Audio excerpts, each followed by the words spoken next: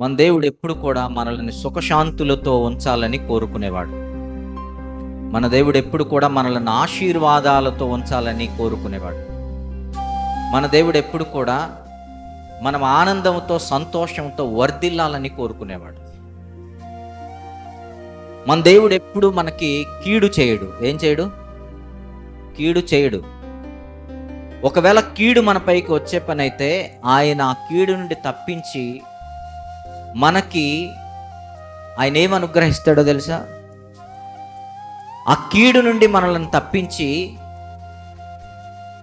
మనకి శుభం అనుగ్రహిస్తాడు. ఏం అనుగ్రహిస్తాడు? ఆ కీడు నుండి మనల్ని తప్పించి మనకి ఆశీర్వాదాలు దయచేస్తాడు.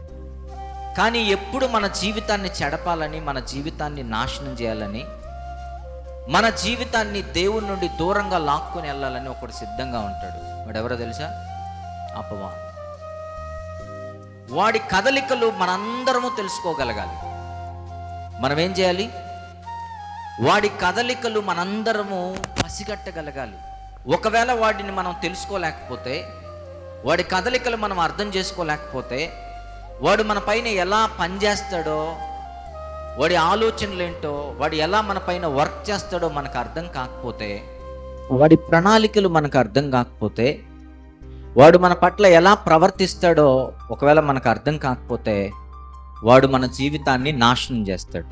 భయంకరమైన పరిస్థితుల్లోనికి లాక్కొని వెళ్ళిపోతాడు. ఈ లోకంలో మనలను అవమానకరంగా చిత్రీకరిస్తాడు. ఈ లోకంలో మనకు ప్రాముఖ్యమైనదేదో మనకు తెలియకుండా చేస్తాడు.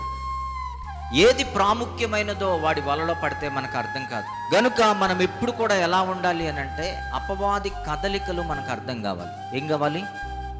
అపవాది కదలికలు మనకు అర్థం కావాలి. వాడు ఎలా పనిచేస్తాడు, వాడి అస్త్రం ఎలా ఉంటుంది, వాడి యొక్క ఆలోచనలు ఎలా ఉంటాయి, వాడు ఎలా మనలను మోసం చేస్తాడు, వాడు ఎలా మన జీవితాన్ని నాశనం చేస్తాడు, ఎలా మనలను భక్తి నుండి తొలగిస్తాడు, ఎలా మన జీవితాన్ని ప్రభువుకు దూరంగా లాక్కొని వెళ్ళిపోతాడు, ఎలా మన జీవితాన్ని పరలోక రాజ్యానికి అర్హులము కాకుండా మనల్ని తప్పిస్తాడు,